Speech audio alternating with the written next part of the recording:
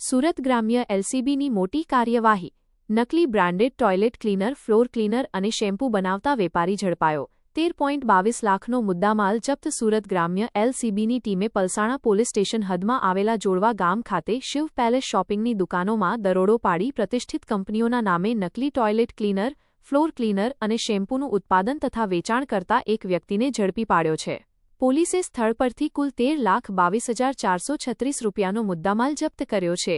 Police મહાનિરીક્ષક Shri Premvirsinh અને સુરત ગ્રામ્ય police અધિક્ષક શ્રી રાજેશ ગઢિયાના માર્ગદર્શન હેઠળ LCB police inspector Shri NG પાંચાણીના નેતૃત્વમાં ડુપ્લિકેટ બ્રાન્ડેડ ઉત્પાદનો સામે વિશેષ અભિયાન ચલાવવામાં આવી રહ્યું છે. આ દરમિયાન પીએસઆઈ એચવી મસાણી અને તેમની ટીમને બાતમી મળી હતી કે જોડવા ગામે શિવ પેલેસ શોપિંગમાં આવેલી દુકાનોના 1 અને 2માં વિવેક ફળદુ નામનો વ્યક્તિ કોઈપણ આધાર બિલ વગર પ્રતિષ્ઠિત કંપનીઓના નામે નકલી ક્લીનર અને શેમ્પૂનો જથ્થો રાખી વેચાણ કરી રહ્યો છે.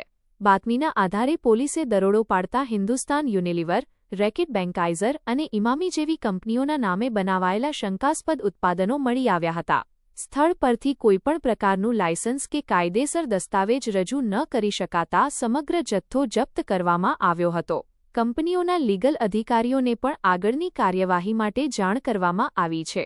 આ સફળ કામગીરી એલસીબી સુરત ગ્રામ્યના PSI HV Masani, ASI Shaileshbhai, head constable Prahladsinh, Jagdishbhai તથા અન્ય પોલીસ સ્ટાફે સંયુક્ત ટીમવર્કથી પાર પાડી હતી. SX24 ન્યૂઝ ગુજરાતી સાથે જય બગિયા સુરત.